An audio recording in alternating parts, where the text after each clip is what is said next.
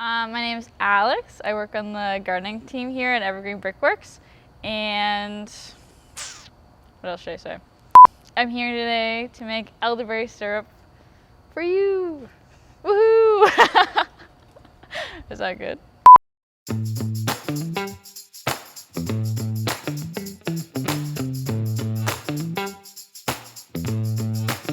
So we're cooking with elderberry this time of year because it's in season, woohoo! And it's perfect because it kind of coincides with the beginning of cold and flu season. So just some quick ID facts. Obviously you can tell the color through here. It's like a really nice dark blackish purple.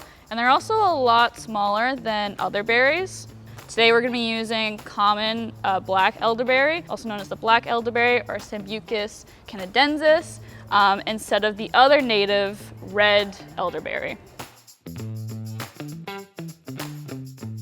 So the berries that we are using today in this recipe have been harvested by myself and my team that I'm working in here at the Evergreen Brickworks. And we're practicing honorable harvest, simply just meaning we're not taking the first thing we see, we're not taking the last of what we see, and we're also making sure we leave enough for everyone else to enjoy. It's also the wildlife around that relies on this kind of food source for this time of year. And also, when you're harvesting it, make sure just to get the berries, because if you get the stems, that can also make your stomach upset when it all reduces down together. So only berries, no stems.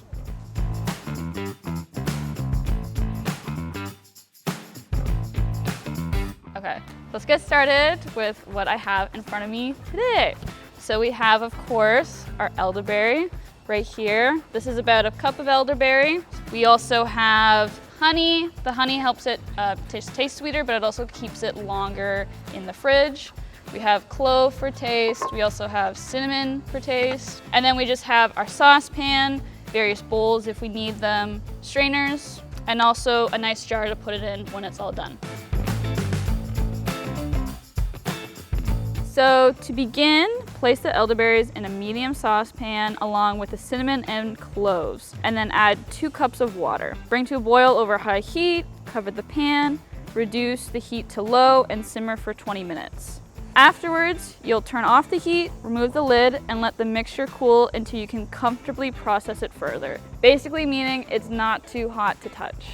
Then you'll strain the mixture through a strainer, squeezing it until it's extracted all the liquid through, and then measuring the resulted liquid, you can add your honey to taste and mix it well. Also, if you add an equal volume of honey, the syrup will last for up to a year in the refrigerator. If you add less honey, you'll need to use the syrup more quickly. So honey is extremely antimicrobial, so the more you add it to something, i.e. the syrup, the more it'll last longer. The properties will mix together and it'll prolong the shelf life. So at the very end, you're going to transfer the syrup into a clean jar or bottle and label it, and then just stick it in the fridge.